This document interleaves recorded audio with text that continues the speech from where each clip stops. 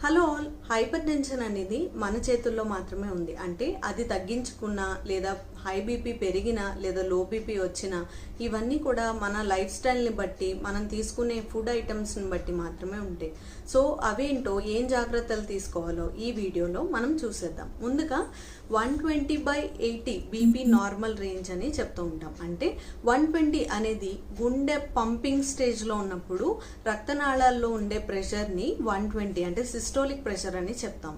మరి కింద diastolic pressure అంటే 80 అని చెప్తున్నాం కదా, ఇది గుండె రెస్టింగ్ పొజిషన్లో ఉన్నప్పుడు రక్తనాళాల్లో ఉన్న ప్రెషర్ని డయాస్టోలిక్ ప్రెషర్ అని చెప్తాం. మరి ఇది నార్మల్గా ఉంచుకోవడం కోసం మెయిన్గా ఎక్సర్సైజెస్ అనేవి చేయాలి. అందులో కూడా వాకింగ్ అనేది చాలా ఇంపార్టెంట్. వాకింగ్ అనేది కూడా నార్మల్గా వాక్ చేస్తే ఏమీ ప్రయోజనం ఉండదు. బ్రిస్క్ వాక్ అనేది చేయాలి, కానీ బ్రెత్లెస్ అయితే అవ్వకూడదు. ఈ వీడియోని కంటిన్యూషన్ కోసం